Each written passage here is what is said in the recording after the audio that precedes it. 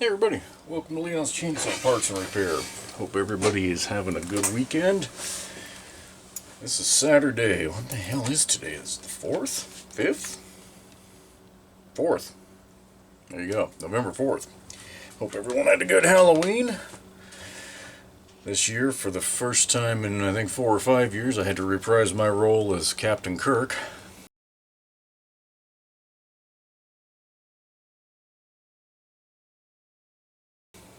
Just a thing, you know? Chainsaws, Star Trek, Chevy trucks. I'm an eclectic kind of guy. Anyway, hope you all survived Halloween without too much craziness. Thought I'd do a Saturday update. We haven't done one of those for a while. I'm wrenching on the starter cover of the Promax 700. I got another video that I actually filmed earlier this week of the opening of this saw, and I think I'll do a test run once I get it fixed later on and just tag it onto that. Anyway, I'm wrenching the starter cover back on. This thing was pretty well caked with sheite on the inside, so it got a bath.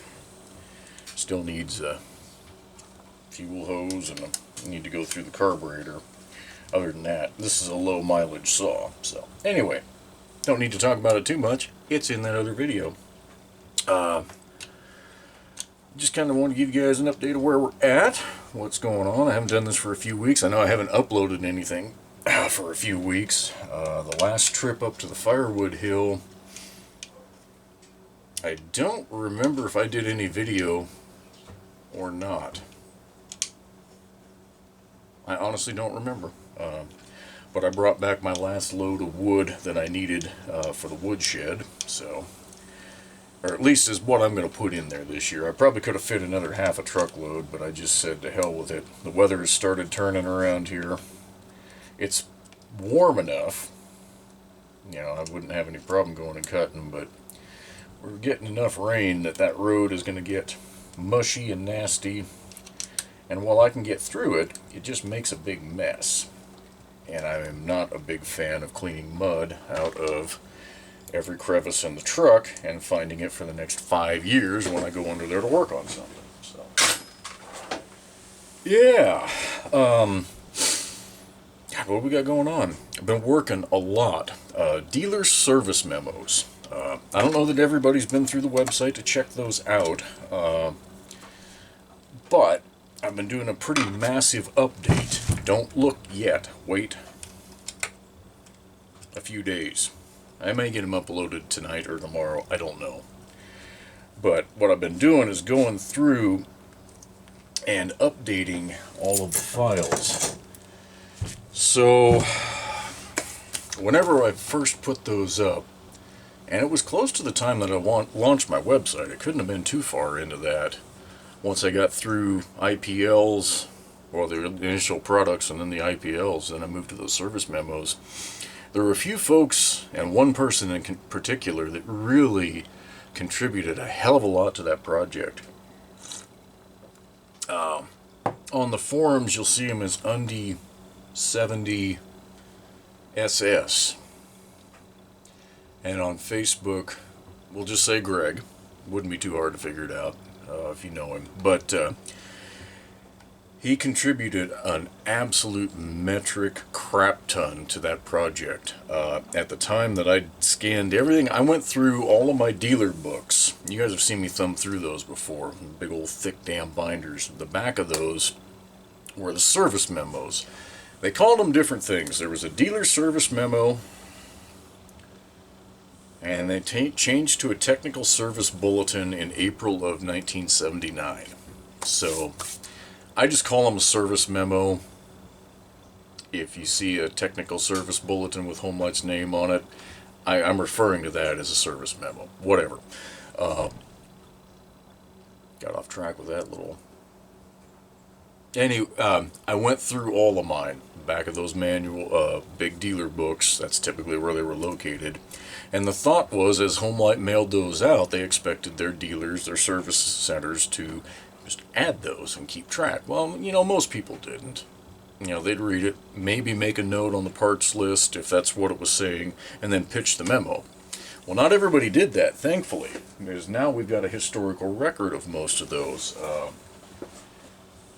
If you guys have been around any time at all, the home light side of the chainsaw collectors group, or whatever you want to refer to this, band of nutballs that I include myself in, Joyce Wilson, or Chainsaw Lady, she did so much for this hobby without even knowing it until, so many years later. She and her husband had a saw shop in Indiana. I want to say Osgood.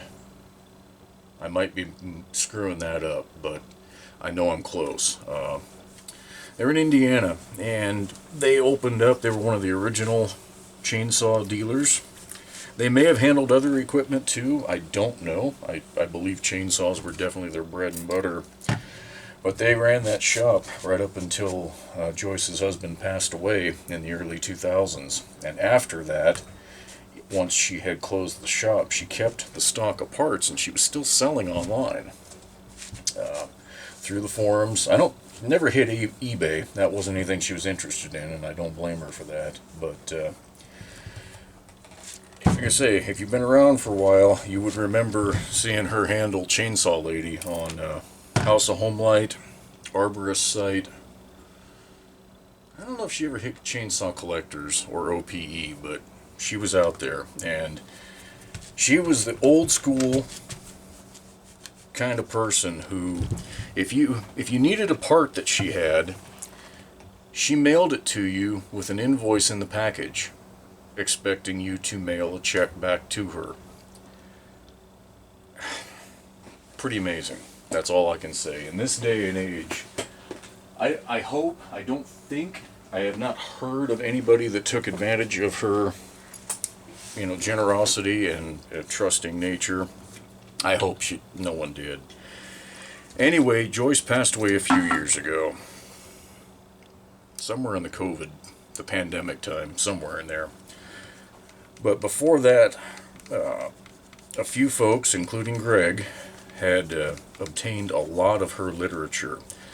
A great many of the product spec sheets that are on my website are ones that Greg... Hey, silence! Yes, I did for Mom. You animals. Hey, y'all. Peace out! That's what 12 years old looks like.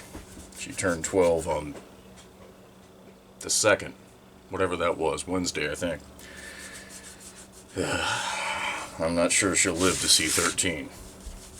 Anyway, Greg and some others got the literature. They bought it, and I've got a lot of scanned copies on my website that they have generously provided of product spec pages and those dealer service memos. At least 100 of what I've got posted. Well, there's going to be way more than that. At least 100 of what I've gone through from 1954 to 1979. At least 100 of those are ones that are primarily provided by Greg. There's a few others in there, but the lion's share are that I didn't have, he's provided. So what I'm doing, getting back to that, is going through, updating, because I've procured more that we didn't have since, those were posted the vast majority of a decade ago. And I'm lightening the watermarks, rescanning everything. My scanner now is leaps and bounds, my goodness, better than what I had, and the quality, the visual quality now is just so much better. It's just yellow paper, but just seeing them, it actually looks like you're looking at the paper in 90% of the cases now. So anyway, it's going to be clear. They're going to have character recognition. So when you do a Control F to find a word in a PDF, you've got to have character recognition, saved to that file for it to work the best. And I didn't have that previously, but I will now. Listen to the wind banging that door. So that's what I've been working on, but rescanning, I've already scanned 1,000 sheets of paper just from 51 to, or 54 to 79. Over 1,000 sheets of paper on a flatbed scanner. So that's what I've spent most of my free time this last, I'm going to say 3-ish weeks working on. And again, incorporating the new ones. The vast majority of them are going to be what Homelight denoted as construction equipment. But that's everything from the quickie saws to generators, pumps, even string trimmers were lumped into that. They had an abbreviation for chainsaws, CS. And yeah, everything else kind of got lumped into that CE category, or at least a lot of it did. So I've, by my last count, added about 150 pages that we didn't have previously. So pretty cool. I think I've gone through everything but my Homelight Jacobson that was there's one book I've got, one of those big binders I have of it. I haven't even touched that. I haven't scanned IPLs. I haven't scanned or even looked to see if there's any service memos. I need a break. So I'm going to get the ones that I have clean right now uploaded. Like I say, 54 to 79. They'll have much lighter watermarks on them, and you know, the character recognition and all that, and then I'm going to take a little bit of a break and do something else, because, hey, it's monotonous, but it's going to be good. It's going to be really good. So, haven't been to the mountain, but fire season has ended. It ended, about a week after the last time I was up there. So, we should get a burn day here before too long. I'm excited about that. We have at least, I'd say 20 piles of slash that we need to get out of there. Just, limbs and rotten crap that, cleaning up. That's kind of our goal as we go through an area. Fall trees, cut firewood. We clean that area. Try to actually clean it. I won't say we rake the forest floor because that's going a little bit far. But, if there's a bunch of, I'd say anything within 50 feet of a burn pile that is of any consequence gets pitched into that burn pile. Looks pretty good when we get done. So I'm looking forward to that. Thanksgiving's not that far away, which means Christmas tree hunting isn't that far away. Can't remember if it was last year or 2 years ago. Must have been 2 years ago when we were Christmas tree hunting. It had snowed. We were way up the upper Rogue and off on a little spur road. And I drove in. Snow was 8-9 inches deep, so no big deal. It wasn't icy, so it was easy to drive in. But no one else had been back there. We get to the end of the spur road, turn around to come back out, and there's a set of tracks coming up the middle of the road coming in. Big old bear prints. I mean, big. They were bigger than when I do this.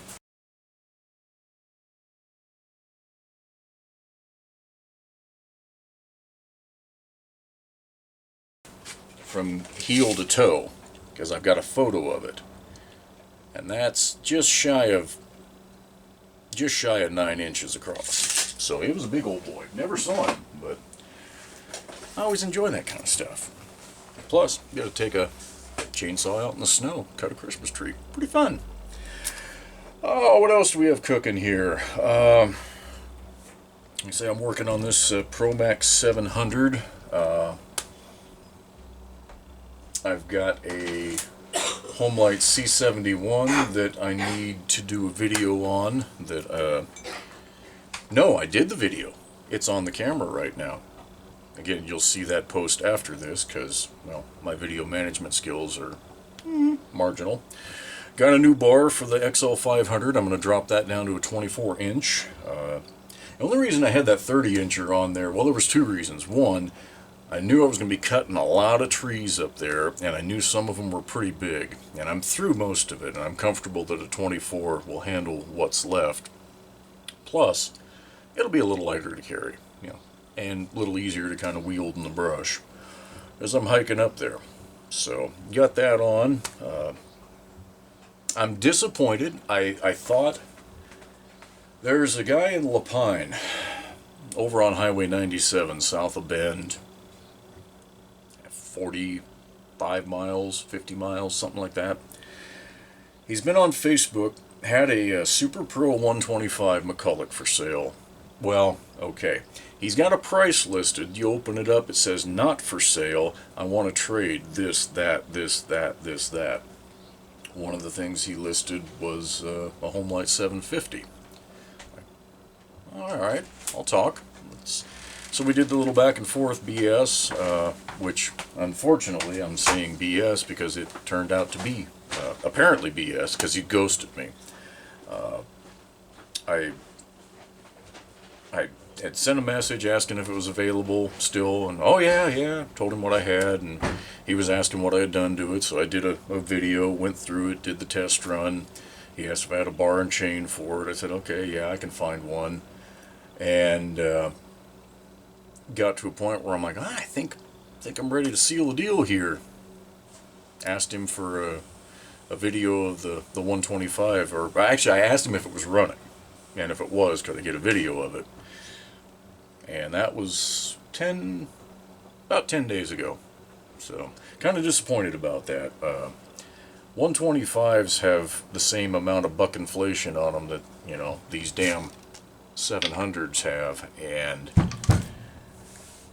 I would have been very fine trading a good running 750 with a bar across the board for one that was complete with compression not running. I'd have been just fine with that. So the search goes on, and I'm not actively like jonesing for one. It's if the opportunity comes up, I will take it, because that would be a neat saw to compare to a 750.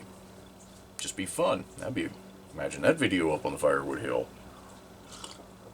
So yeah, tried that, didn't work. The jackass on, alright, I should rephrase that. The gentleman on eBay that likes to use my pictures slipped up.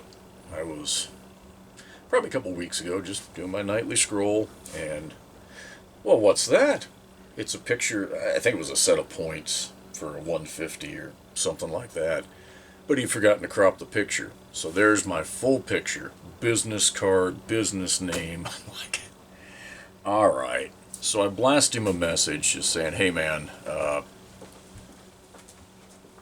you photobombing me too? This is going up on the web, you know that. Okay, I'll be ready in about 5 minutes. So, blasted him a message on eBay saying, hey, you know, I can't do anything about you cropping my pictures, I know that, but you sure don't have permission to use one that has my business card in it. That's essentially impersonating me. Dude took it down quick. I'll give him credit, he took it down quick, cropped it. You think he had the huevos to respond? No. It's like, dude, you lazy whatever. I'm gonna have another sip of coffee. So, as you may or may not have heard in the background, I need to run over to Home Depot. Halloween night, when I'm done giving out candy, when we're good, which is usually around 9 o'clock, I turn off all the lights. Otherwise, my shop lights stay on all the time. I don't turn them off. Most of them are LED. I got two of the big fixtures that were nicer, expensive ones way back in the day, the T8s. One of them didn't come back on. Like, son of a bitch. I should have never turned it off.